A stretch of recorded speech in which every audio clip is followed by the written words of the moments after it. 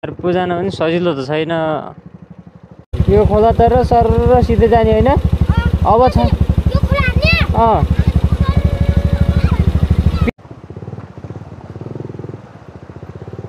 Finally we have reached our destination guys.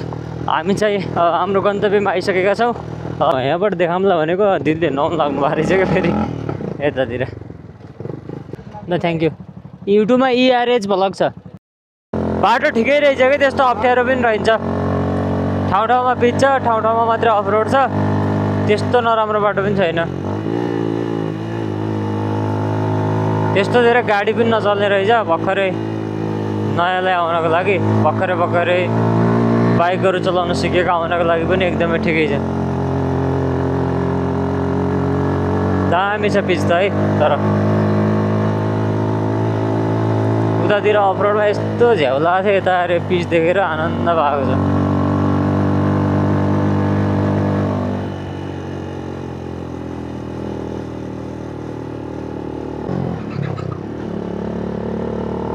म त यता बादल हेर्दाखेरि ध्यान उता कुखुरातिर हटाइदिएछु। कसो अहिले 2500 चुना लाग्ने।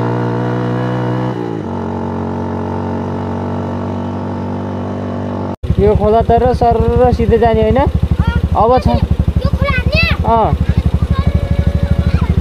पिच छैन। अब खोलामा लोट्न त लोटिन्न। ल त ल बाई।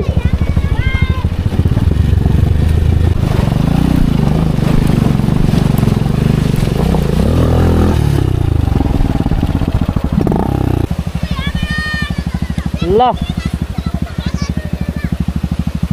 शेर्पुताल शेर्पुताल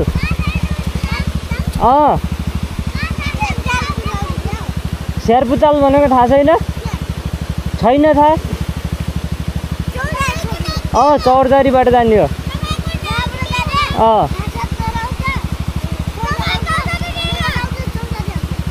शेर्पुताल जाने हो चौरदारीबाट।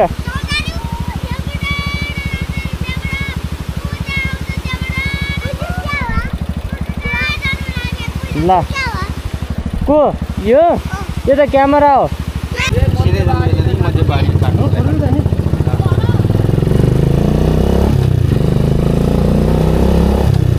बजार त बाहिरको मान्छे चलाइरहने कि क्या हो यार यहाँ त होइन?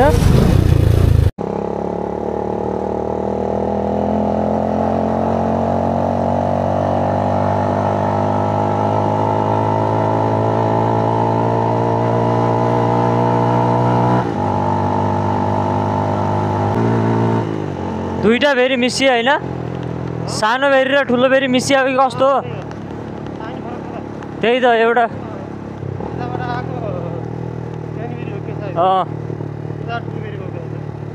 धान पुरै पाकिसक्यो। अब काट्न मात्रै बाँकी। दसैँको टिका सिका लगाइसकेपछि धान ट्याक्क काट्ने हुन्छ होला दसैँ तिहारको बिचमा।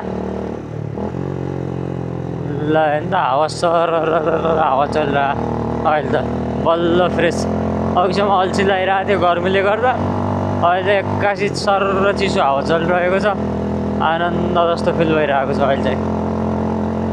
यो चाहिँ हामी माछिमी भन्ने ठाउँमा आइसकेका छौँ। यताबाट चाहिँ सिधा यता रुकुमकोट जाने चाहिँ माथि बाटो। अब शेर्पु जानको लागि चाहिँ हामी यो तल अफरोडबाट जान लागिरहेका छौँ। ल जाउँ आकाश।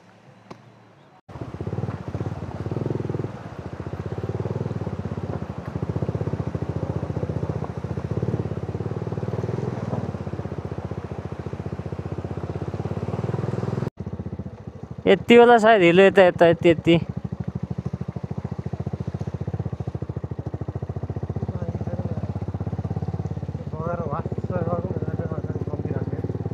एमा झ्याप्प एमा जानुपर्छ नि हिलोमा लपक्क हुने गरी। केही पनि देखिन्न होला एकछिन आँखा जग्गामा गयो भने त। शेर्पु जान पनि सजिलो त छैन।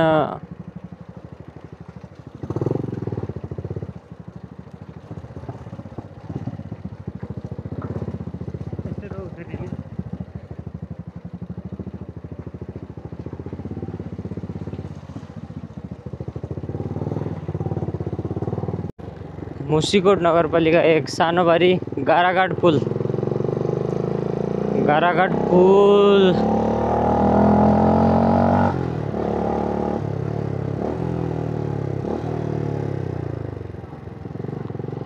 ल गाडाघाट पुल पनि क्रस भयो।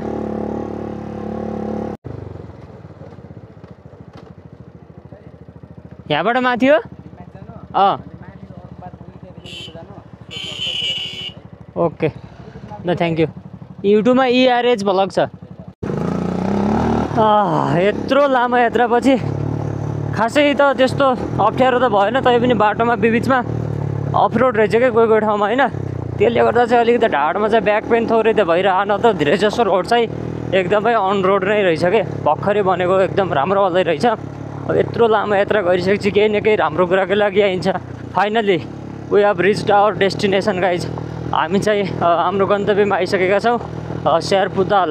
यता चाहिँ स्यार्पु अर्ग्यानिक होटल रहेछ, यो चाहिँ हाम्रो स्यार्पु ताल हेर्न सक्नुहुन्छ। यहाँबाट एउटा खोला जस्तो गएको चाहिँ एकदम सेतो पानी के माथि डाँडाबाट हेर्दा होइन। अहिले हेरौँला कहाँनिरबाट गएको रहेछ। यो चाहिँ हाम्रो स्यार्पु ताल भयो होइन।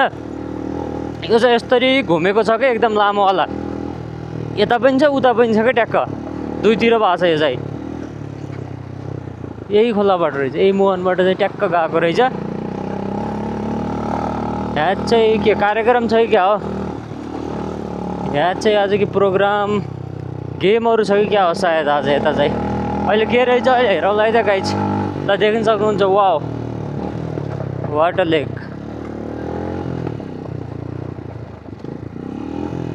मान्छेले चाहिँ एक्लै बोटिङ गरिरहेको छ, बोटहरू रेडी रहेछ। हामी चाहिँ अब वाउ लामो दुईतिर रहेछ। यतापट्टि जुन ठाउँमा आएको थियो ठ्याक्क त्यसको अपोजिट साइडतिर लगभग 180 डिग्री जति चाहिँ यो ताल चाहिँ फैलिएको रहेछ क्या। हेर्छौँ चाहिँ यताबाट घुमेर ट्याक्क उतातिर आएको रहेछ।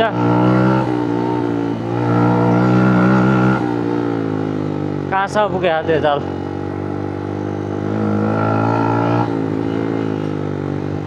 जब 180 डिग्री भन्दा पनि धेरै 270 डिग्री जति फैलिएको रहेछ यार यो ताल त पुरै फुल। वाउ नेचरको कला पनि के हो के गयो नि त। आर्ट बाई नेचर नेपाल त हेभन छ क्या, एक्सप्लोर गर्नु आफूले सक्नु मात्रै पऱ्यो, स्पेसली कर्णाली प्रोभिन्स। यहाँसम्म आएको रहेछ ताल यो।